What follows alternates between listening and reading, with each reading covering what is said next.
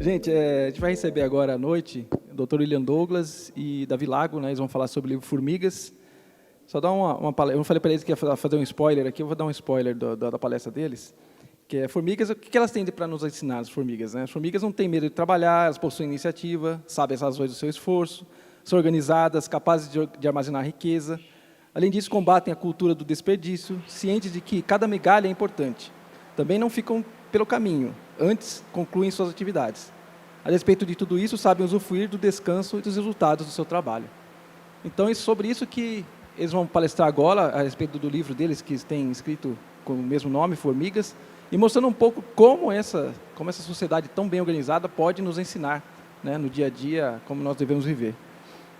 Dr. William Douglas, ele é juiz federal, professor universitário e escritor. Ele é autor de alguns best-sellers, né, entre os quais estão aquele Como Passar em Provas e Concursos e também as 25 Leis Bíblicas do Sucesso. Davi Lago, ele é mestre em filosofia de direito e também editor da revista cultural mineira Distopia, fundador da chocadeira Mini Hub, plataforma de negócios criativos, e conselheiro do Instituto Pensando Brasil. Ele também é escritor e palestrante. Queria lembrar só vocês do prêmio literário, do Encontro Literário ID, que ele é uma iniciativa do Instituto Conhecer Brasil, apoio da Secretaria de Cultura da Prefeitura de São Paulo, da Expo Cristã, da ANLI, que é a Associação Nacional de Livrarias Evangélicas, e da ASEC, que é a Associação de Editores Cristãos. Então, nós vamos receber aqui o Dr. William e o Davi Lago. Também gostaria de que vocês contribuíssem com a nossa campanha de doação de livros usados. Se você tem livros usados na sua casa, eu sei que livro é difícil de desfazer, né? Mesmo assim, tem nossa biblioteca, mas tem algum livro que você quer desfazer, quer contribuir com essa campanha, nós vamos estar doando esses livros para os presídios aqui de São Paulo. Então, ajudando as pessoas também a terem um pouco mais de conhecimento, através do conhecimento da palavra de Deus também, terem uma mudança de vida. Tá? Só aguardando eles aqui, para eles chegarem, estou fazendo a introdução, vou falar mais um pouquinho, vou dar mais um spoiler na palestra deles. Quem já esteve aqui hoje conosco? Muito bom. Espero que vocês também compartilhem com outras pessoas também, para estar conosco aqui durante os dias, porque essa aqui é uma iniciativa do Instituto Conhecer, mas assim, a gente está fazendo justamente para privilegiar a literatura e a cultura aqui também durante a feira, que trabalha com negócio, com entretenimento, com música e cultura. Hoje à noite, depois da palestra, nós teremos aqui também o Ryan O'Quinn, que é um palestrante americano. Ele é ator, ele é comediante. Deixa eu até ler aqui, porque ele, segundo ele mesmo se denomina, né, ator, comediante, autor e pai. E aí ele mesmo diz que não necessariamente nessa ordem, né? Ele é comediante, então ele tem um livro que chama Parenting Rules, que é um manual bem humorado para sobreviver à paternidade. Esse livro, ele foi best-seller depois de 2 semanas do seu lançamento na Amazon.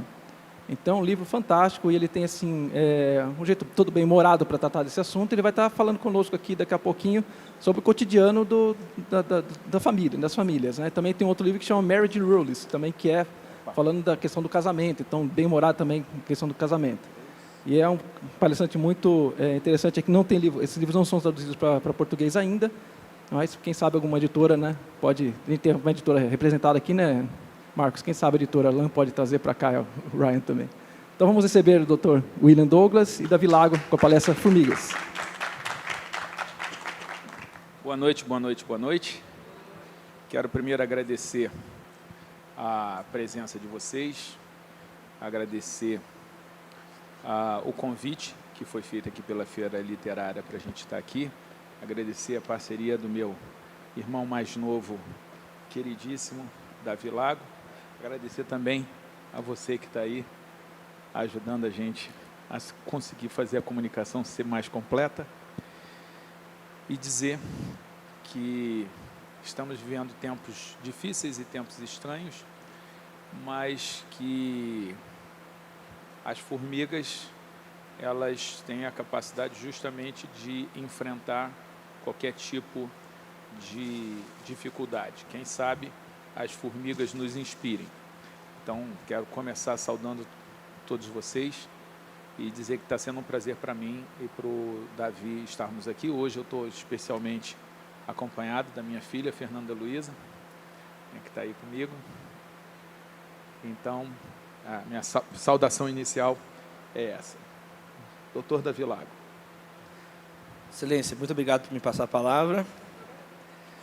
Boa noite a todos. Muito feliz de estar aqui no ID, Festival Literário, com todos vocês, para esse bate-papo sobre o livro Formigas. Eu quero falar, então, um pouco sobre a história do livro, para a gente entrar aqui em alguns assuntos pertinentes para as nossas vidas. O livro Formigas, que é esse aqui, excelência, pela ordem, aqui, desse livro aqui, da editora Mundo Cristão, Formigas, Lições da Sociedade Mais Bem-Sucedida da Terra. Foi lançado no ano de 2016, e é um livro que condensa 10 lições a partir do texto bíblico de Provérbios, capítulo 6. Um texto conhecido de todos, que inspirou fábulas, que inspirou governantes em toda a história do mundo, empresários e inventores bem-sucedidos. E o livro, ele discorre, então, sobre essa temática.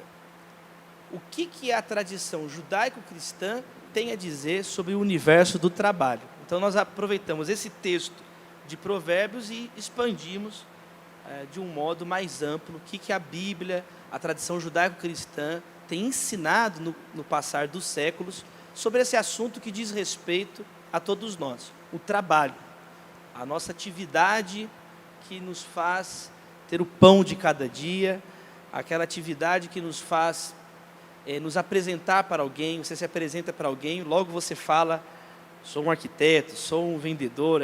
Um dos nossos primeiros modos de apresentar depois do nome é a nossa profissão. E aí a gente procura abordar, então, com lições práticas para o dia a dia. O livro, ele teve uma boa aceitação, né, doutor? O livro teve uma boa aceitação nesses 2 anos. Ele chegou, em uma das semanas, a ficar em segundo lugar na lista da revista Veja e da Publish News, entre os livros mais vendidos do Brasil. Nós só perdemos para o Padre Marcelo. Ganhamos até do Augusto Cury numa semana, que foi uma alegria muito grande, um feito fiquei muito feliz, né? E de ver assim a aceitação do livro. E para encerrar essa parte da história do livro, o livro, por tratar das formigas, um tema universal, e aí já começa a entrar aqui na nossa história, permitiu a gente falar sobre isso que nós vamos conversar aqui, de escolas infantis, usando a fábula do Êxopo, o esmilinguido, as lições para crianças, ao Tribunal Superior do Trabalho, em Brasília, ao TST, aos servidores do TST, a mais alta corte brasileira que julga as causas trabalhistas, claro, apenas o STF acima. Então, é muito legal o escopo do livro. Dá para falar, a gente falou para empresários, em igrejas, em escolas, para juristas, mostrando a relevância dessa tradição judaico-cristã no que diz respeito a esse tema. Bom, vamos ao texto. O texto diz assim... Me interrompa, pela ordem, presidente. Em relação à construção do livro, é interessante, porque nem sempre se percebe o quanto que o livro tem a ver com as formigas na sua própria construção. Porque primeiro fui eu e o Davi. A gente ainda teve a ajuda de um preparador de texto, que é o Carlos Fernandes, que pegou, que releu, que fez sugestões.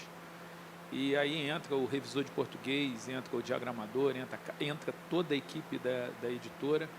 Então, quando você olha assim, pensa num livro, numa autoria isolada, ou numa coautoria, não se vê quantas pessoas carregam essa folha, né? Então, em termos de construção, para mim também foi muito bom, porque é uma forma de você se obrigar a conviver.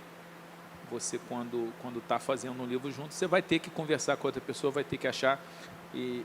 tanto eu quanto o Davi, a gente tem uma agenda muito puxada, a gente viaja muito, a gente faz muita coisa diferente, né?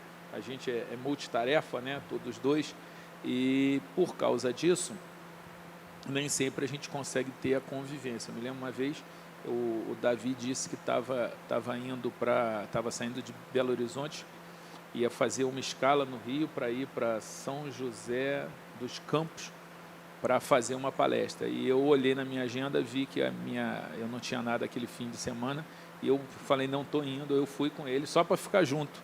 E o livro teve isso. Outra coisa que ele não diz, porque ele é muito elegante, é que a ideia do livro foi dele, né? Esse livro, não existia nenhum livro é incomum, porque é uma das histórias mais conhecidas da Bíblia. Ela conseguiu sair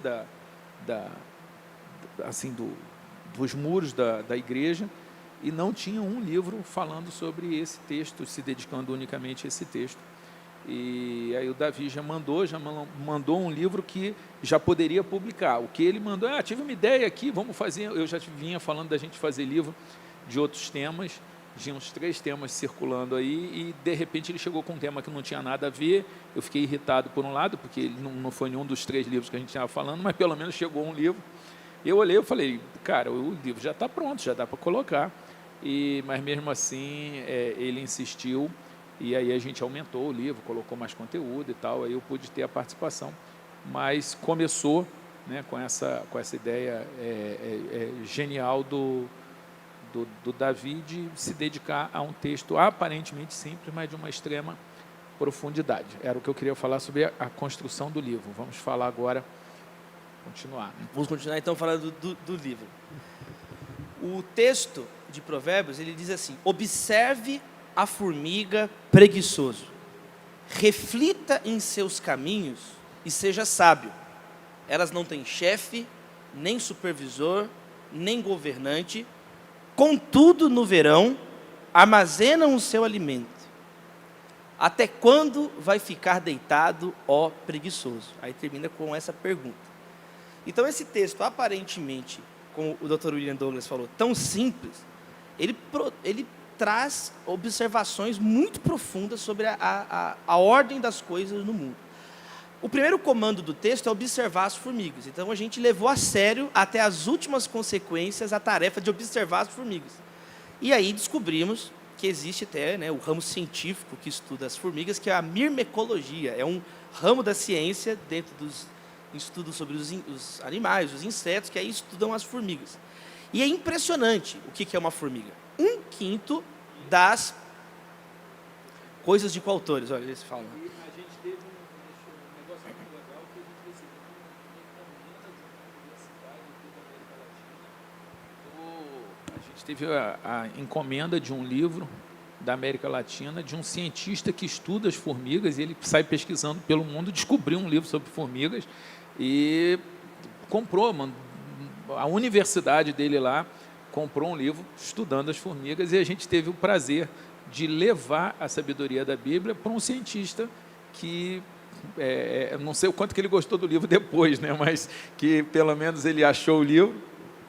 Então as formigas, por exemplo, ela é o único animal que existe de modo natural em todos os continentes, sobrevive a todas as faixas de pressão e altitude, né, e estão espalhadas em todas as eras da vida na Terra. As formigas, elas formam juntas 1/5 da biomassa do planeta Terra, ou seja, 1/5 dos seres vivos do planeta são formigas. A gente até sugere a mudança do nome do planeta no livro para Planeta Formiga, né? Porque 1/5 dos seres vivos são formigas. Agora, para além dessas observações, é legal os princípios que estão nesse texto. Porque a Bíblia, a tradição cristã, ela traz uma visão equilibrada da vida. Equilibrada entre o céu e a terra. É a primeira frase da Bíblia. No princípio, Deus criou os céus e a terra. Então, há sempre advertências nas Escrituras para que você não fique nem muito ao céu, nem muito à terra, mas que viva de modo equilibrado. E o texto das formigas é uma advertência para um dos extremos, que é o extremo da preguiça. É o extremo da preguiça. A pessoa que vê o trabalho e fala, eu não quero trabalhar. Esse é um extremo. E aí existe o outro extremo, que é a pessoa só querer trabalhar. Então um extremo é a pessoa preguiçosa, apática, acomodada, que ela não quer saber de nada, ela quer que a vida dela seja carregada. O outro extremo é a pessoa que não quer trabalhar, que ela quer conquistar tudo sozinha. A pessoa que é tão formiga, que ela vira ansiosa. Então, por um lado a preguiça, por outro lado a ansiedade. Aí existe um segundo texto bíblico que casa com o texto das formigas, que são palavras de Jesus no Sermão do Monte. É a mesma estrutura do texto de Provérbios 6, é o texto das aves do céu. O texto começa, observe as formigas, ó preguiçoso. Jesus fala assim, observe as aves do céu. Ansioso, né? Está falando para o ansioso. Aí, o que a formiga não tem? Ela não tem chefe, nem governante, nem supervisor.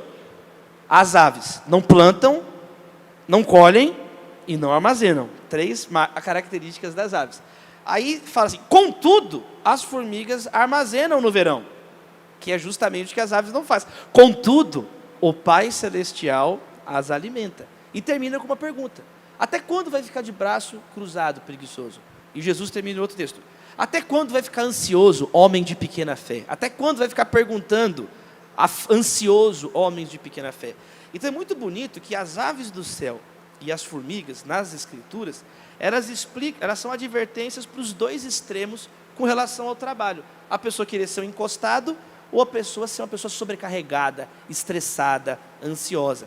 Então, trabalhe como uma formiga, mas confie como as aves do céu, que Deus está no controle de todas as coisas. E nessa observação das formigas, nós podemos então extrair princípios, né? Princípios que nós abordamos de modo sistemático no livro. Eu vou falar alguns deles aqui, e aí o Dr. William completa com outros princípios. Um dos princípios da formiga é a absoluta senso de autorresponsabilidade que ela tem, a responsabilidade. Fala no texto que ela junta numa estação, no verão, ou seja, para ter noutra estação. Nós descobrimos que a maior parte das formigas nem sobrevive para a segunda estação. Então, o texto fica ainda mais bonito quando você entende isso. Ela trabalha e é outra geração que vai colher o fruto do trabalho dela. Ela nem vai estar viva no inverno. Elas vivem com 6, 7 semanas. A maior parte das formigas vivem pouco tempo. Mas ela trabalha e as formigas de uma outra geração vão usufruir. E Deus fez as formigas desse modo e Ele manda nós observarmos e imitarmos esse modo. Então, uma primeira lição sobre o trabalho que nós aprendemos direto nas Escrituras é esse. A noção de você assumir responsabilidades, de não sair delegando tudo, de não ser uma pessoa encostada que fica sempre esperando alguém resolver o teu problema. A cultura brasileira é muito impregnada com esse conceito de salve-se quem puder. Nós temos uma baixíssima taxa de voluntariado. O que é voluntariado? O cidadão resolveu os próprios problemas. Nos Estados Unidos, as estimativas são 90% dos americanos já participaram alguma vez de algum projeto de voluntariado, nem que sejam os escoteiros. Mas é uma cultura, desde as 13 colônias, existe uma cultura de trabalhar pelo bem comum. No Brasil, não chega a 4% a taxa de envolvimento dos brasileiros em projetos de voluntariado. Isso diz muito sobre a nação brasileira. Brasil é o nome de uma planta em extinção, é o nome do nosso país. Diz muito sobre uma cultura predadora que tem na nossa nação, de sempre pensar só no indivíduo acima do bem comum. E essa é uma mensagem que a Bíblia ela vai diametralmente oposta. Ela fala do senso de responsabilidade geracional, e isso aparece de modo inequívoco no texto das formigas. O apóstolo Paulo fala também em 1 Tessalonicenses, capítulo 4. Esforcem-se para ter uma vida tranquila e pacífica. Então tem que ter um esforço para ter uma vida tranquila. A vida tranquila e pacífica não vem de graça, é necessário um esforço. Aí ele fala como? Trabalhando com as próprias mãos, para que não dependam de ninguém e andem decentemente aos que são de fora. Então as Sagradas Escrituras, no Antigo e no Novo Testamento, passando por esse texto das formigas, ensina esse pilar da tradição cristã com relação ao trabalho, que é o pilar da responsabilidade, de não ser alguém de braços cruzados, de esforçar, de trabalhar. Paulo também fala em Efésios, ele diz assim, aquele que roubava, não roube mais.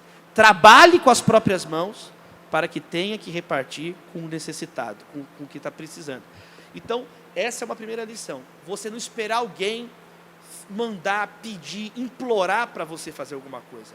A mensagem bíblica ensina você a tomar iniciativas, você ir atrás de respostas, não só atrás de problemas. Essa é uma das chaves do livro, das frases-chaves do livro. As formigas trazem respostas, não trazem problemas, elas trazem mantimento. Então você ser um profissional, alguém na sua família. Tem pessoas que chegam para reclamar, que a gente sabe até a ordem da reclamação que a pessoa vai fazer. Eu, como pastor, eu conheço pessoas que eu fico anos sem ver a pessoa. Ela volta e aí ela vai, e é a mesma reclamação. Uma coisa é fazer um desabafo. Eu mesmo faço desabafos frequentes com o Dr. William Douglas, que é uma das pessoas, está aqui o Ricardo também na plateia. Eu tenho algumas pessoas que quando eu vejo, às vezes eu pego e eu tenho a oportunidade de fazer um desabafo. Vai mudando o desabafo, mas é alguém que eu faço o desabafo. Agora tem gente que ela chega, até a reclamação, a pessoa vai falar isso, isso, isso e isso. Aí ela fala isso. A Bíblia fala, o texto das formigas fala, ela não tem chefe, não tem supervisor, ninguém fica implorando para ela fazer as coisas, está nela, é o instinto desse inseto, Deus ordena as coisas desse modo e ela trabalha então, ela tem essa iniciativa.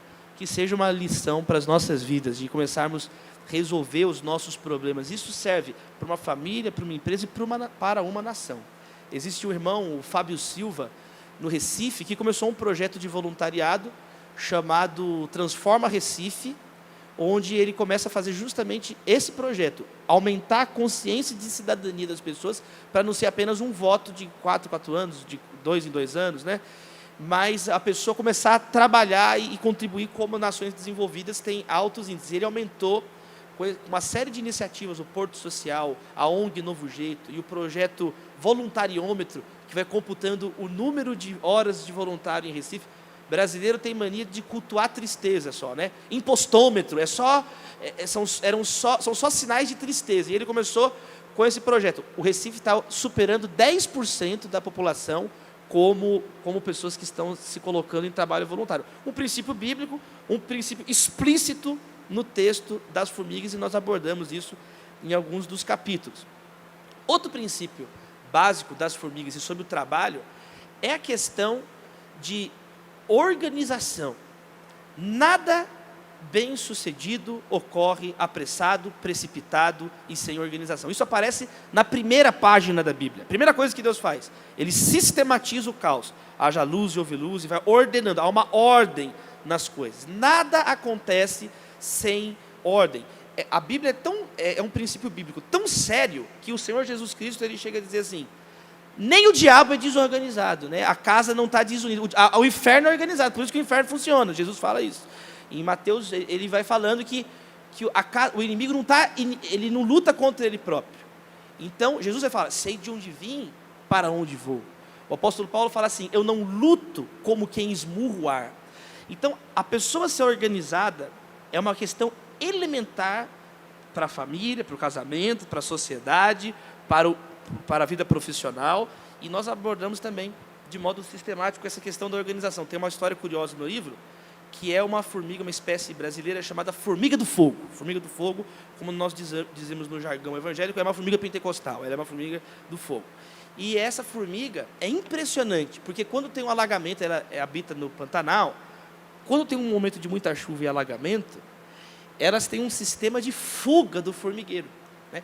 Você sabe que o formigueiro não é aquele montinho de terra, aquilo ali é a proteção de uma das entradas do formigueiro. Um formigueiro básico é mais ou menos o dobro dessa plataforma que nós estamos aqui. Você, inclusive, consegue ver de modo muito fácil na internet vários experimentos dos cientistas. Eles colocam como se fosse gesso, concreto, e aí você consegue ver petrificado. O formigueiro é algo completamente organizado.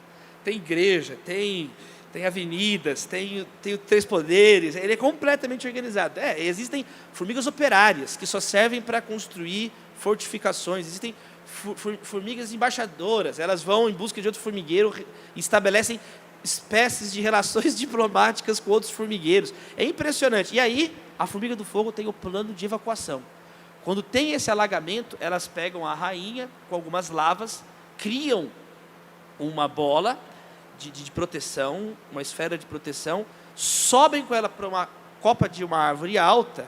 Quando abaixa o alagamento, elas reiniciam a colônia de formigas. Então é impressionante, né? As lições da natureza sobre a organização, sobre a sobrevivência. E há esse comando para nós sermos essas pessoas também organizadas. O ano está terminando e a gente procura sempre abordar isso nas palestras. Quantos livros você leu? Tempo é questão de prioridade. Quantos livros você leu? Quantos amigos novos você fez? Quantas amizades você cultivou? Quantas viagens você realizou? Tudo é uma questão de organização, né? O brasileiro que tem uma cultura impregnada de improvisos, né? Gingado, futebol, arte, tudo chega lá e dá um drible e resolve. Não é assim. Não é assim. Está na hora de nós, como uma nação que somos, percebermos os altos graus, e já estou caminhando para o encerramento da minha fala, Excelência, já vou te passar, o alto grau de paradoxos que nós temos no Brasil hoje, frutos de desorganização explícita, expressa da nação brasileira. Vou dar 4 exemplos rápidos e encerro. Olha 4 ativos do Brasil. Primeiro, o Brasil é o campeão agrícola do mundo. Dos 11 alimentos que compõem a dieta básica da humanidade, o Brasil é campeão ou está em segundo lugar, perdendo apenas para a China. Segundo, ativo do Brasil. O Brasil é o maior reservatório de água do mundo. Mais da metade da água utilizável do planeta Terra está aqui na nação brasileira. Aquífero Guarani, a bacia do Amazonas, chuvas frequentes na nação brasileira. Terceiro lugar, que é o ouro do século XXI, é a água.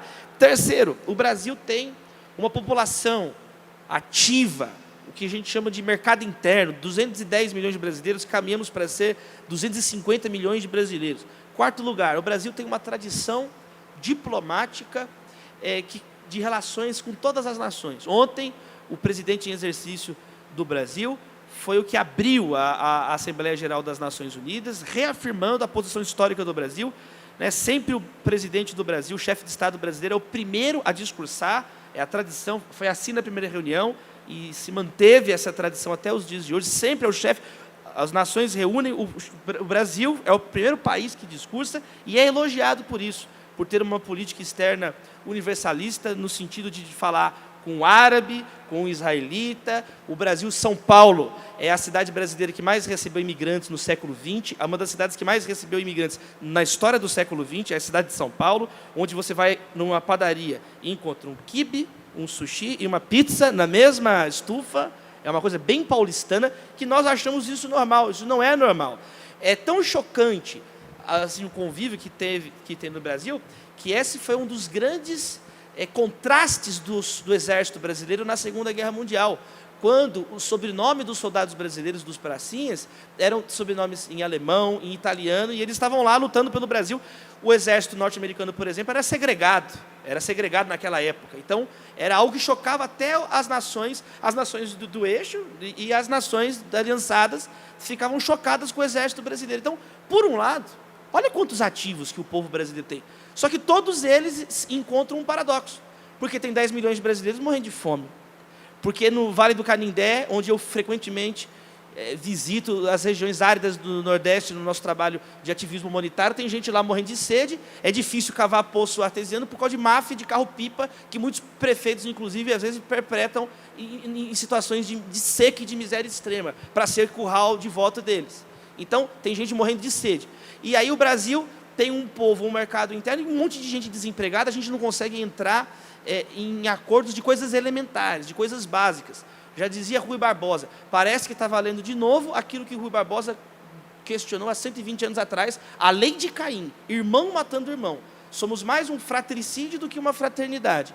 E, em quarto lugar, o Brasil conversa com todas as nações da Terra. Por outro lado, 19 das 50 cidades mais violentas do mundo estão no Brasil, de acordo com os índices da Oxfam. Ano passado, Atlas da Violência, nem na guerra da Síria foram assassinadas mais pessoas do que no Brasil. E nós acostumados com isso.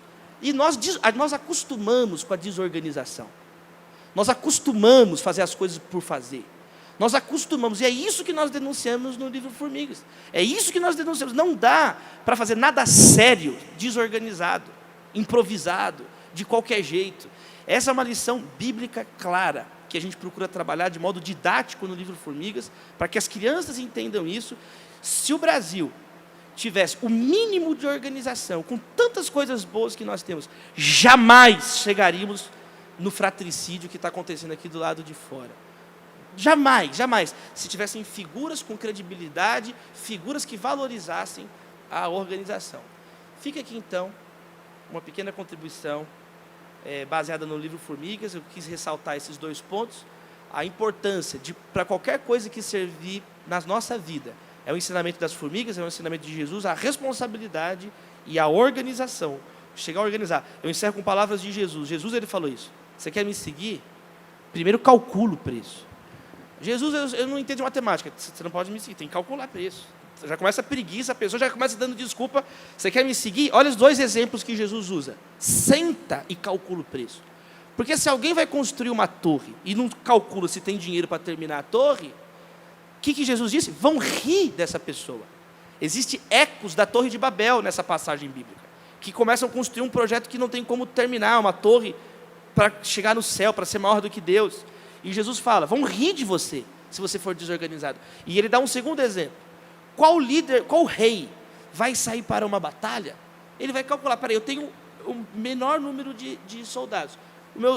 Os meus soldados vão ser dizimados se eles saírem com outro exército. É melhor uma via diplomática, vou negociar para não matar esses homens, pais de família, aniquilar o meu povo. Vamos tentar compor.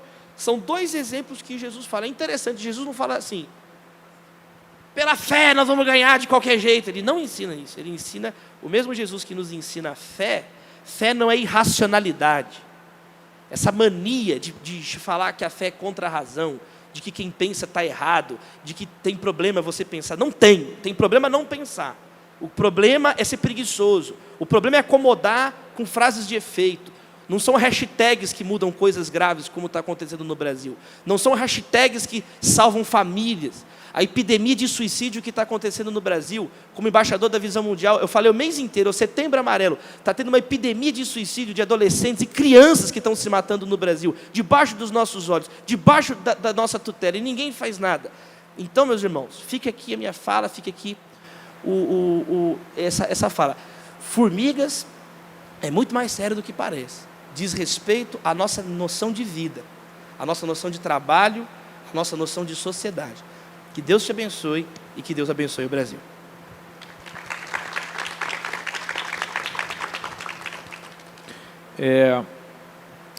Vocês me perdoem aqui, eu fiquei meio bagunçando aqui um pouquinho, mas é que eu quis compartilhar um pouco desse momento pelas redes.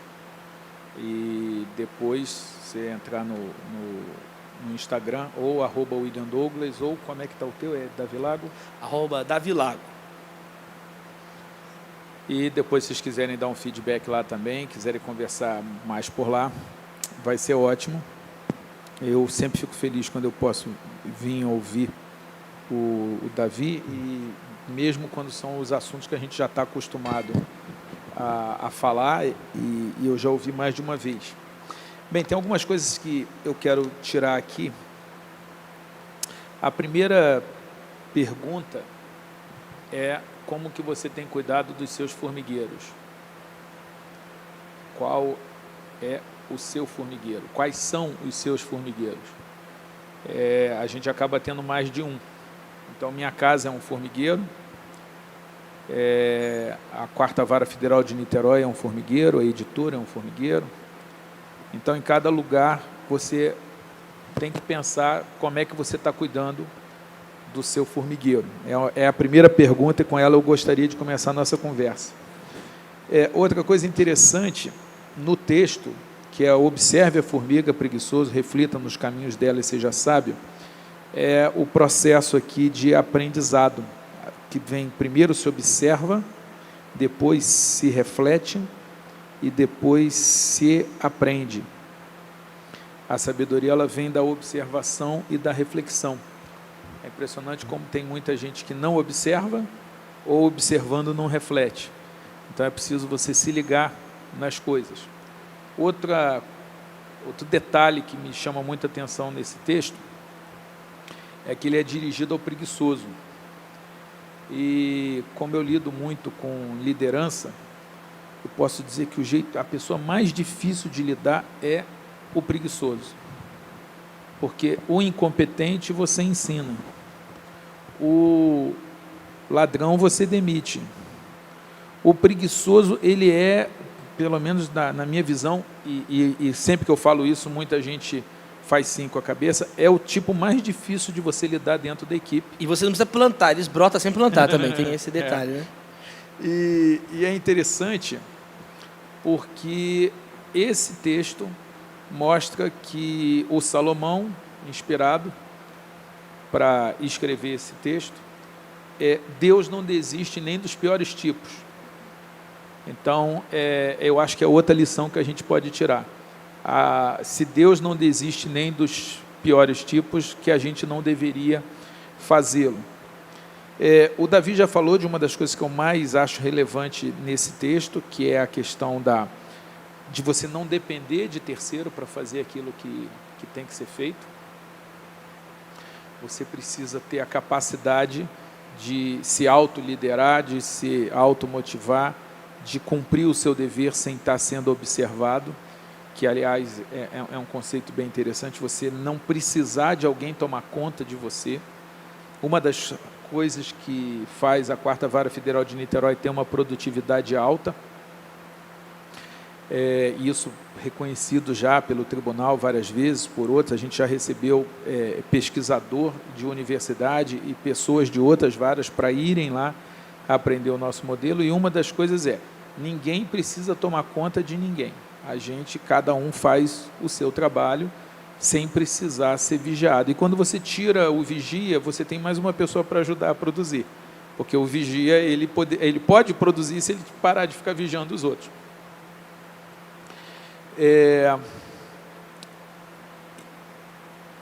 Eu gosto muito da história do Anel de Giglis. Quem conhece essa história aqui, levanta a mão. Anel de Giglis. Ótimo. Então, você vai sair hoje daqui sabendo mais uma coisa legal. O Anel de Giglis, estavam lá na antiga Grécia, alguns amigos mexendo em algumas ruínas, e um deles acha um anel e começa a mexer o anel, coloca o anel, e de repente ele percebe que os seus amigos estão falando mal dele. Ele, como é que esse povo está falando mal de mim aqui, na minha presença? Só que ele repara um pouco melhor e ele chega à conclusão de que as pessoas os amigos não estavam vendo. Resumo da ópera, quando ele girava o anel de uma certa maneira, ele ficava invisível. E o resultado disso foi que esse cidadão, ele começou a adulterar, começou a furtar, começou a fazer de todas, aproveitando da invisibilidade. E isso traz muito o nosso problema no Brasil hoje, que é as pessoas só se comportarem quando estão sendo vigiadas. A invisibilidade, e agora mais recentemente o filme O Homem Invisível mostra isso. Quem você é quando você não está sendo vigiado, quando você não está sendo visto. Esse que é o real você, e se você conseguir tomar conta esse ser alguém de confiança, você com certeza vai ser uma pessoa muito interessante. Outra coisa que eu acho fantástica nesse livro, na verdade, fantástica nas formigas, é o fato da capacidade que elas têm de se comunicar.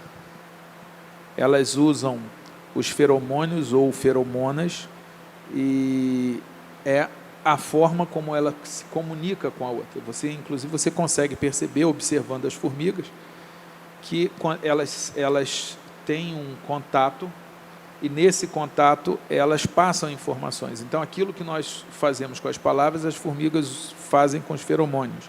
São os feromônios que informam aonde tem comida, aonde tem perigo, como que ela chega no local onde a outra achou a comida. E essa atividade é a atividade que faz a formiga conseguir achar a comida. Então, quando uma acha, ela deixa um rastro, e esse rastro vai indicar. E se alguém chegar e colocar algum obstáculo no rastro, uma formiga vai descobrir um caminho alternativo, e nesse caminho alternativo vai deixar os feromônios, e aí o caminho alternativo vai passar a ficar cada vez mais forte com o feromônio, e vai haver um novo caminho. Aliás, dizem que a utopia é isso, né? Que primeiro não há o caminho, é como se fosse um campo de trigo, onde não há o caminho, mas quando muitas pessoas passam pelo mesmo caminho, o caminho surge. Então, o Davi estava falando aqui do que a gente precisa fazer para consertar esse país, a começar pela falta de diálogo, por essa intolerância e por esse clima de confrontação e de incapacidade de dialogar. Eu acho isso gravíssimo. As pessoas só estão conseguindo conversar com quem pensa igual, e isso emburrece, isso literalmente emburrece. Você tem que conversar com um cara que pensa diferente de você. O cara que pensa diferente de você é o cara que pode fazer você crescer. E o risco de você conversar só com quem pensa igual a você é que algum mais radical vai falar uma imbecilidade. Não sai de todos os grupos irritantes do WhatsApp. Fica em um que te irrita. Eu faço isso, eu fico em um grupo de propósito, porque é muito cômodo você sair. E não segue só quem posta coisa que você gosta. Segue um pouco de gente para você respirar um pouco fora da bolha, para você ser confrontado. Eu só queria falar isso, doutor. Perdão. Você tem que ser capaz. Um sujeito fala uma imbecilidade e como ninguém pensa diferente, todo mundo concorda. E como todo mundo concordou no grupo que aquilo é verdade, você sai achando que aquilo é verdade. Mas saiu achando que aquilo é verdade porque não tinha ninguém para falar, não, espera aí, não é bem assim, para a pessoa parar e pensar. Então, o que acontece? Se a gente aprender com a formiga isso de seguir o bom rastro, de ver o caminho que os outros fizeram, é algo que traz uma sabedoria muito grande, a sua capacidade de aprender com o caminho certo ou errado dos outros. E outra coisa das formigas que eu acho bem interessante é que elas têm um fenômeno, elas têm 2 estômagos, o estômago mais alto é chamado de estômago social, e quando ela encontra com outra formiga e sabe que a outra formiga está com fome, ela simplesmente ela vomita, né, o nome disso tem um nome bonito, para não falar em vômito, né, deselegante, é tricofaloxia, ela vomita o alimento que ela tem no estômago social e com isso ela alimenta a outra. Daí você tira 2 lições. Primeiro é a capacidade que a gente deve ter de ter o extra, de ter o segundo estômago, de ter a reserva para poder alimentar quem precisa, alimentar quem está com fome. E quando a gente fala em alimento, a gente pode estar falando de dinheiro, a gente pode estar falando de comida, mas a gente também pode estar falando de tempo, a gente pode estar falando de conselho, a gente pode estar falando de abraço, a gente ouvir. Às vezes você ficar do lado da pessoa já é um tipo já alimenta a pessoa, a companhia. Nem sempre quando você tiver alguém passando por um momento difícil, você não souber o que falar, não precisa falar nada, fique quieto do lado da pessoa que você já estará falando alguma coisa pela sua própria presença ali. E então uma coisa é isso, é essa capacidade de divisão. Se você olhar do jeito que o Brasil está, com a nossa distribuição de renda, você vê que as pessoas têm acumulado riqueza que não vão usar nunca, o bisneto não vai conseguir usar aquilo. A gente tem que ser capaz de melhorar essa divisão, de quem está com o segundo estômago muito cheio, de vomitar alguma coisa para compartilhar. Agora, o contraponto disso é que é o segundo estômago, não é o estômago mais profundo. Porque a gente encontra também, principalmente nas famílias e em casamento, a relação de pai e filho, às vezes relação de irmão com irmão, alguém que não tem para dar e se prejudica fazendo. O exemplo clássico é a mãe, que faz o financiamento do filho para comprar o carro ou a moto ou o que for, na esperança do filho finalmente pegar, né, sair, levantar, e aí esse filho que não tem crédito, e o banco entende de crédito, se o banco não está dando crédito para o filho, alguma razão existe, e ele chega para a mãe e convence a mãe de que tem que comprar aquilo, e daqui a pouco o filho não se consertou e a mãe está com uma dívida. Então, a gente tem que ser capaz de dividir o que a gente tem, e a gente tem que ser capaz de saber que anêmico não doa sangue, que você só pode dar aquilo que você tem. E aí a gente tem alguns conceitos, por exemplo, um conceito mais fácil de fazer é de você dar daquilo que te sobra, e se você fizer isso vai ser ótimo, porque o que te sobra está faltando para alguém, pode estar faltando para alguém, e existe um conceito um pouco mais profundo, um pouco mais difícil, que é o do você dar daquilo que vai te fazer falta, e esse conceito está lá em Isaías 58, quando diz que se você cortar na sua própria carne para ajudar o necessitado, que Deus vai ver isso. Aí você me fala, William, quando é que eu sei que é a hora de eu dividir, Quando é o que eu sei o que me sobra, quando é o que eu sei que é a hora de eu dividir aquilo que pode me fazer falta, e quando é a hora de eu não dividir. Bem, isso não existe uma balança, não existe um equipamento que meça isso. Isso aí você precisa ir desenvolvendo aos poucos. Mas eu queria pelo menos deixar essa noção da necessidade de você, primeiro, dividir com quem não tem, e também de você saber a hora em que você não tem mais como ajudar e que a própria pessoa tem que ter a capacidade dela. A última coisa que eu quero mencionar é sobre formigas, é que a gente tem a formiga, o Davi já falou, tem a rainha, tem a formiga que é o soldado, tem o engenheiro, tem as agricultoras, tem as enfermeiras.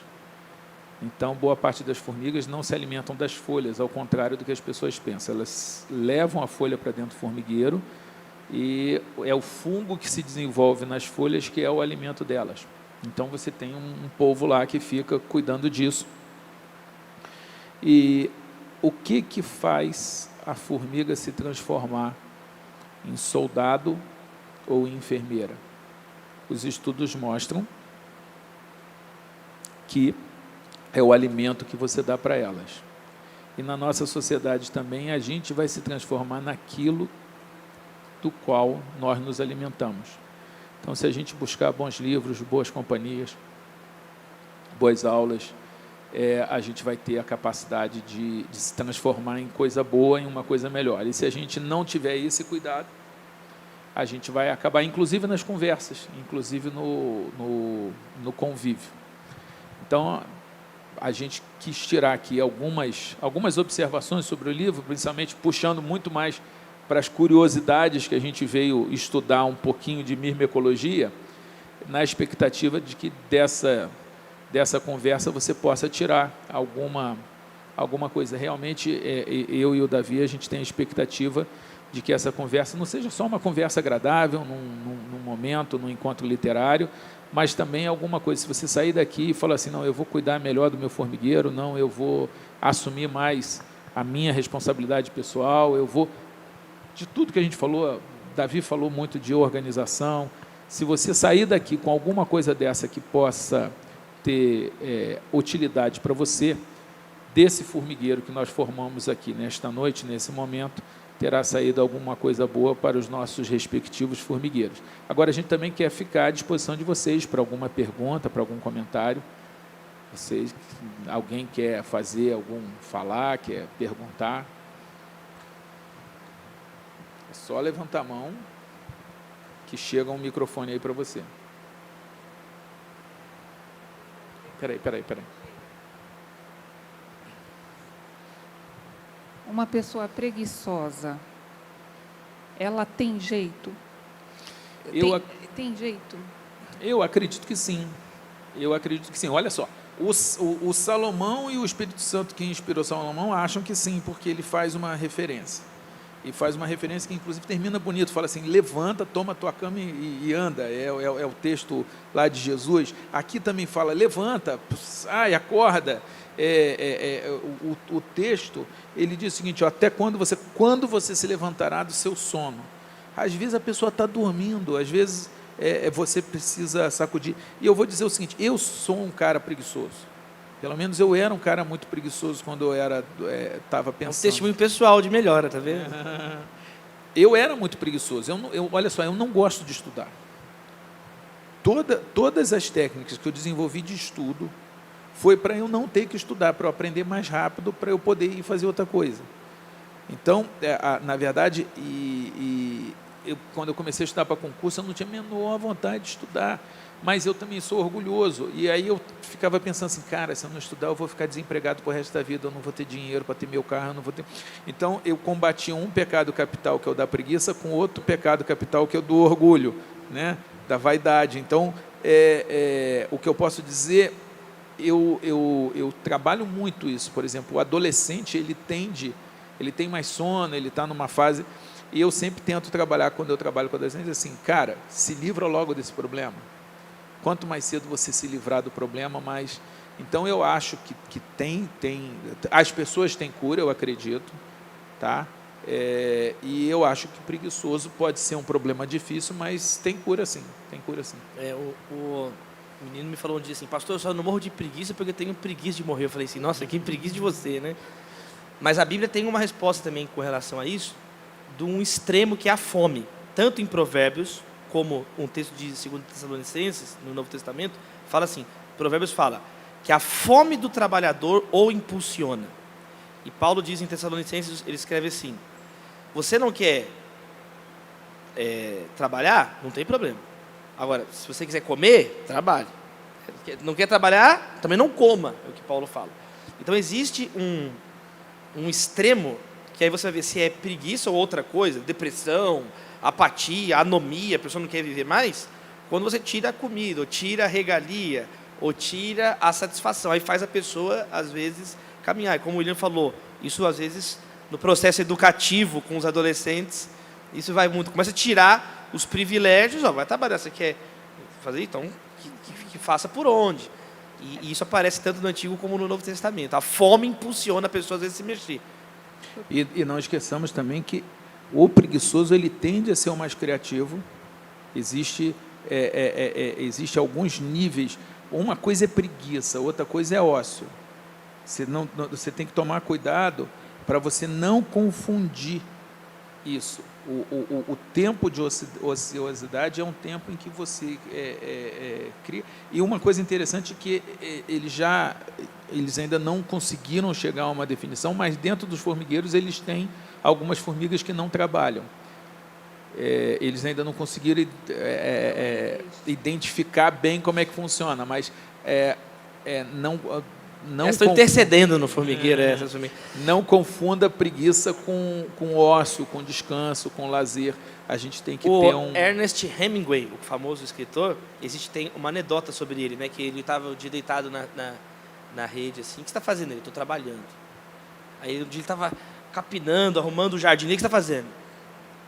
Estou descansando. Né? Ele, quando estava sentado na rede, estava trabalhando intelectualmente, no romance, na história. E agora que ele estava ali cortando a grama, ali ele estava distraído agora, o trabalho dele era um trabalho mais aqui do que braçal, eu lembrei. Então, só concluindo a minha questão, eu só posso terminar? É porque, assim, se você fica perto de uma pessoa muito preguiçosa, tem um versículo na Bíblia que fala que é como se fosse vinagre nos dentes ou fumaça nos olhos.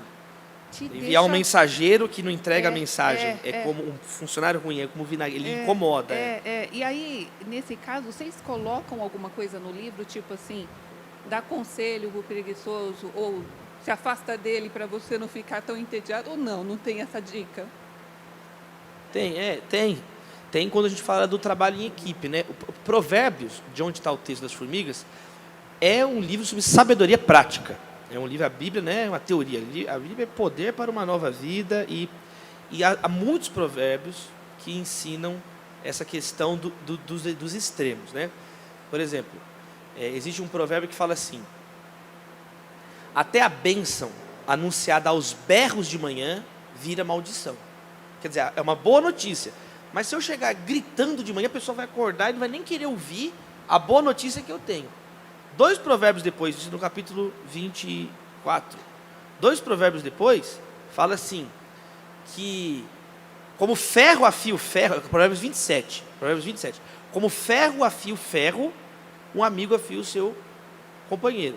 É o outro sistema. Então, olha que interessante, não podemos ser hipersensíveis, podemos falar, como um ferro afia o ferro. Então, tem coisas que têm que ser ditas, tem que falar, como ferro afia o ferro, não podemos ser pessoas hipersensíveis. Mas é necessário algum tato, algum modo. Porque se eu chegar também gritando, a pessoa vai se espantar. Então, essa é uma beleza dos provérbios. É você ter o tato, né? Ter o tato. Tem hora que você vai ter que falar firme, mas tem hora que você pode ter um modo certo de falar. Eclesiastes, também, que é um livro de sabedoria da Bíblia, fala, tem para tudo. O próprio Senhor Jesus, existe uma crescente na fala dele. São cerca de 3 décadas no anonimato. Fala em Lucas capítulo 2, por volta dos 30 anos, Jesus foi batizado por João. Quer dizer, há 30 anos da vida de Jesus, 3 décadas, que nós sabemos a história do Natal e o relato aos 12 anos no templo. Aí, cerca de 3 anos, em nenhum lugar da Bíblia fala que o ministério de Jesus durou 3 anos. Há uma tradição cristã, porque no Evangelho de João são mencionadas 3 subidas de Jesus à Páscoa, e aí há todo um entendimento e outros argumentos. Cerca de 3 anos, é bem factível que cerca de 3 anos o ministério de Jesus, e durante 3 anos ele falava, não é chegada a hora, não é chegada a hora. Algumas coisas e aí em 3 dias ele morre, é sepultado e ressuscita no 3º dia, ele salva o mundo na história do Evangelho, na história da salvação. Então é uma crescente, existe um momento que ele estava no anonimato, existe um momento que ele falava, mas olha, não espalha não, e aí vai num crescente até o momento, o ápice da salvação, na cruz, na morte, ressurreição, ele cumpre o seu chamado, e essas lições da história da salvação são aplicadas também na nossa vida. Há tempo de falar, há tempo de ficar quieto, há tempo de demonstrar o amor, há um modo de falar, por exemplo, e o inverso, o jovem que às vezes tem que falar com o mais velho.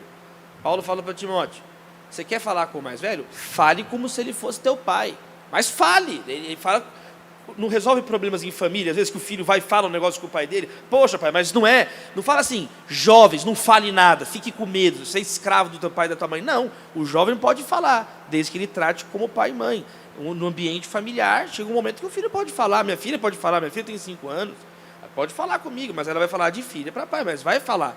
Então é uma questão do modo como coloca, o motivo, não é só o que falar, é como falar, por que falar, ter o espírito correto, a atitude correta, aí ou é recomendado em todas as livrarias, tem aqui disponível, Formigas. Agora, ainda sobre preguiça, eu sei que tem mais 2 pessoas querendo perguntar, vamos tentar ser rápido, mas você tem que tomar cuidado, porque às vezes, por exemplo, eu estou com um problema com meu filho do meio, que ele não aceita, ele tem um problema muito sério de copiar a matéria na escola.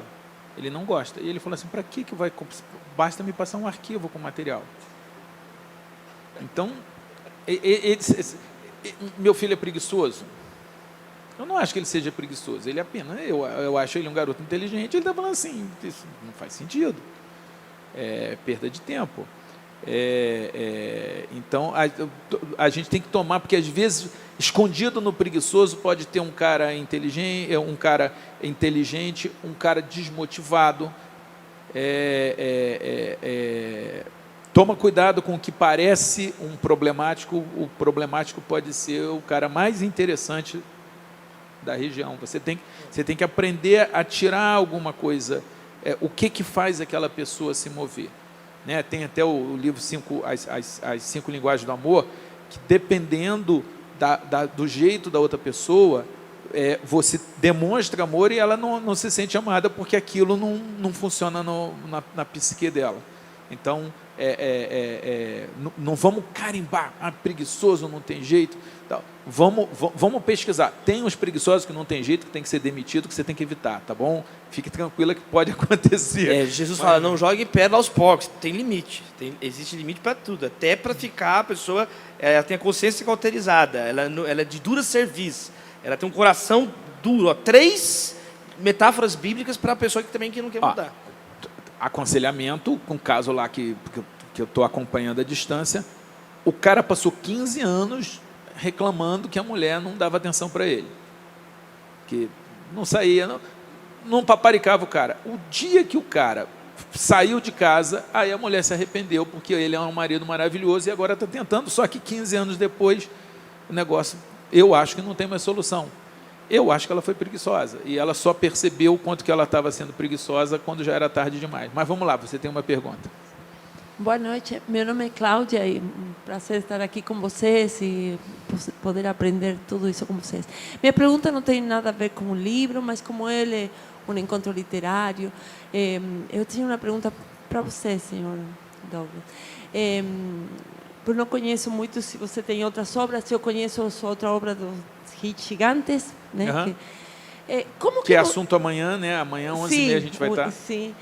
Como que você faz essa conexão para você escrever um livro com outra pessoa? Desculpa, minha pergunta pode ser muito simples, né? Mas eu queria poder entender como, porque eu vejo que não sou o senhor David, você tem o William também, que escreveu, provavelmente outros o conhecia, você estou aqui por causa do seu livro, que é um livro de cabeceira, realmente esse livro é maravilhoso, como você vai tirando toda a história de Davi e Golias, que é impressionante, cada detalhe da vida de Davi.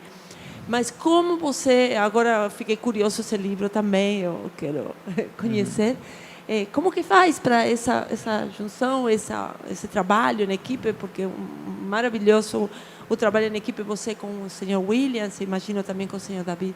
Como que isso acontece? Bem, existem modelos, formas diferentes de se trabalhar. Você pode, por exemplo, você faz um sumário junto e divide, cada um fala vai fazendo alguns capítulos e depois um comenta o do outro. Pode ser o caso como aconteceu com Davi. Davi já me entregou um livro que, como eu disse, já estava pronto. Só que como a gente queria fazer o livro junto, tipo assim, o que mais que eu tenho de legal aqui que pode se melhorar? Então, ele me deu um livro semi-pronto, que eu fui lá e botei as minhas ideias. Então, um dos formatos um dos dois prepara o esqueleto e o outro vai fazendo contribuição. E, normalmente, a gente trabalha com cor diferente ou com controle de alteração. Então, você sabe o que o outro escreveu. Eu ainda prefiro trabalhar com cor diferente. Então, ele me manda um texto em tinta preta e eu vou acrescentar em azul. Aí, se ele gostou ou não gostou, a gente vai ter que ter uma conversa do que entra e do que não entra. Já com o Como Vencer Gigante, foi o contrário. Como Vencer Gigante, eu fiz o texto inicial e passei para o Flávio Valvassoura, que fez esse trabalho de agregar alguma coisa. Então, são trabalhos onde você já parte de um livro semi-pronto, ou pelo menos uma ideia bem encaminhada. Agora, outro caminho é você dividir capítulos. Eu tenho muito livro em coautoria, eu tenho 48 livros, mais ou menos metade em coautoria, eu gosto da coautoria. Então, teve um que a mulher fez 5 capítulos, eu fiz 5 capítulos. Na verdade, são 2 livros que a gente só juntou, cada um fez metade do que tinha que fazer. Então, há fórmulas diferentes. E outra coisa que é interessante é que nem sempre a quantidade de conteúdo diz a importância da pessoa. Às vezes, a pessoa de um livro de 100 páginas, ela vai escrever 2 páginas, mas são as 2 páginas que vão dar uma genialidade para o livro, que vão dar uma graça, que vão abordar um ponto que não tinha sido abordado. Então, você não tem muito como prever e dizer assim, esse não pode ter a vaidade. A coautoria é uma espécie de casamento, com filhos, inclusive, em que, se você não tiver vaidade, você tiver respeito, vai acabar saindo, mas não tem uma fórmula exata, não. Vamos lá? Tem mais alguma pergunta? Diga. Boa noite, tudo bem? Bom, meu nome é Cândida, eu sou atriz e eu vim porque meu marido me convidou e foi muito importante estar aqui porque, nossa, abriu muito a minha cabeça. E eu tenho uma pergunta para vocês, porque assim, vocês falaram muito de preguiça, né? E a gente se pega muito com essa coisa de preguiça ou desânimo, porque a vida dá também uns tombos na gente que a gente acaba se desanimando, né? E uma coisa que ele falou, que eu achei fantástica, que é as formigas guardam a comida e nem sabe se vão usufruir delas, porque não sabe se elas vão estar aqui na próxima estação. E qual é a lição que a gente pode tirar dessas formigas para que a gente não consiga se desanimar e cumpra o nosso propósito aqui? Porque, por muitas vezes, eu penso em desistir e é uma coisa muito de alma ser atriz, porque não é fácil. A gente sabe que o Brasil... enfim, eu vim do Nordeste para cá para poder conseguir fazer a minha arte e não é fácil. Como é que a gente pode tirar uma lição disso? Por isso que eu citei o texto das aves dos céus, né? Eles se completam, né? Se o trabalho está te levando para o estresse, para a ansiedade, para o desânimo, aí olha para as aves do céu, não fica olhando só para a terra, não. Aí é hora de você olhar para as aves que fazem o contrário das formigas. elas não plantam, não colhem, não armazenam, nem no verão, nem no inverno, elas ficam voando, livres. Então elas são um exemplo, as aves do céu, não do trabalho, elas são um exemplo da fé. Elas são um exemplo dessa outra dimensão, a dimensão da fé. De você confiar que o Pai está no controle de todas as coisas. Não tem o antídoto que Jesus dá contra a ansiedade, são 3. Ele fala, pare, pense e priorize. Esse é o antídoto contra o desânimo de Jesus. Primeiro ele fala, pare de ficar reclamando. O que eu vou comer? O que eu vou beber? O que eu vou vestir? Ele fala, basta a cada dia o seu próprio mal. A ansiedade e o desânimo é quando eu preocupo, eu quero viver vários dias em um dia só. É um dia de cada vez. Basta a cada dia o seu próprio mal. A nossa vida funciona um dia de cada vez. Você nasce, vive, morre, dorme. Como é que você chega à noite? Estou morto. Você deita na cama assim, aí vai começar de novo. Então, primeiro, pare. Tem limite de reclamação, tem limite de projetos que você pode participar, tem limites. Segundo, pense, pondere. Jesus fala para a gente refletir. Poxa, Deus cuida das aves, Deus cuida das plantas, Ele não vai cuidar de vocês, homens de pequena fé? Então, Ele nos ensina a confiar na providência do Senhor. A fé é um exercício. Do mesmo jeito que você exercita no trabalho, você exercita a tua fé crendo em Deus. Pense, Deus está no...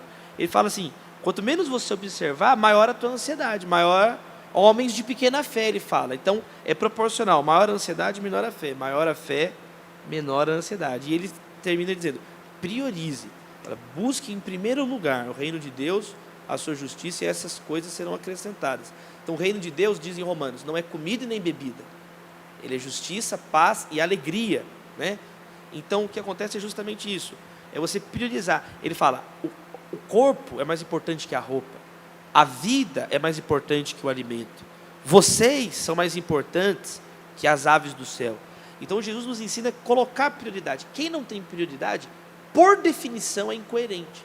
Só é possível ser alguém coerente se você tem um alvo, se você sabe aquilo que você quer. Então, apesar dos desânimos, não existe nenhuma parte da Bíblia que fala que nós não vamos ficar desanimados, que fala que não vai ter luta. É o contrário. A Bíblia ela faz questão de garantir o tempo inteiro que nós vamos enfrentar o desânimo. Ela é o tempo inteiro falando, no mundo tereis aflições, mas tem de bom ânimo, eu venci o mundo. Então, o tempo inteiro, C.S. Lewis tem uma frase muito conhecida sobre isso. Ele fala assim, que Deus sussurra no nosso ouvido no momento de prazer, né? Algumas pessoas, a minoria, de acordo com o C.S. Lewis, quando está numa conquista, lembra de agradecer a Deus. A gente esquece de agradecer a Deus no prazer. A gente fica tão deslumbrado com o prazer que nós esquecemos, mas Deus está sussurrando no prazer, né? Você pode ver que a pessoa faz uma oração para viajar. Abençoa a estrada, abençoa o pneu, abençoa o carro, abençoa... Aí chega e esquece, já nem agradece. Chegou. Mas C.S. Lewis fala, Deus sussurra no prazer, mas Ele grita na dor. A dor é o megafone de Deus num mundo adormecido. Uma frase conhecida do C.S. Lewis. A dor é o megafone de Deus num mundo adoecido. O exemplo mencionado pelo Dr. William Douglas, da mulher que sentiu falta do marido quando ele foi embora. Aí doeu. Quando estava lá, falando, agradando, ela não estava nem aí. Enquanto tem, ninguém estava nem aí. Então, essas questões do desânimo, elas, de acordo com as Escrituras, a mesma Bíblia que fala do texto da formiga, fala da ave do céu. Elas são oportunidades de você exercitar, então, a tua fé, que existem instâncias superiores, né, àquilo que está acontecendo aqui, apenas aqui na dimensão da Terra. Existe uma dimensão celestial. E ele fala do nosso Pai Celestial. Olha só, o Caio Fernando Abreu, ele tem uma frase que eu gosto muito, que ele diz o seguinte: e tem o seguinte, meus senhores, não vamos nos desesperar, nem nos matar, nem desistir. Pelo contrário, vamos ficar ótimos e vamos incomodar bastante ainda. Então, eu acho que a arte, ela incomoda, e não só ela incomoda, como a gente tem algumas coisas que a gente gosta de fazer. Tem algumas coisas que, se der errado, a gente queria ter feito do mesmo jeito. Por exemplo, filho. Ei, Luiz. O filho, quando você bota uma criança no mundo, o risco de dar errado, o risco de sofrer, o risco de ter alguma coisa, e você vai lá e faz. Tipo assim, caramba, e se meu pai não tivesse assumido esse risco? Então, tem coisa... Tipo assim, o que é tão legal, que eu gosto tanto de fazer, que eu acredito tanto, que se eu fizer e que der errado, eu fui lá e eu fiz o meu melhor. Por exemplo, eu amo estar aqui, eu amo falar. Eu trabalhei a vida inteira para conseguir ter um microfone na mão. O último presente que eu comprei para mim foi passando no aeroporto, tinha uma caixinha com microfone, pequenininho. Cara, um microfone, eu comprei porque eu sei o quanto que eu quis ter um microfone. Se eu vier aqui e eu fizer o meu melhor, se não deu certo, eu falei assim, cara, eu fiz uma coisa que eu queria muito fazer, que eu trabalhei a vida inteira para fazer, ela vai desfilar amanhã.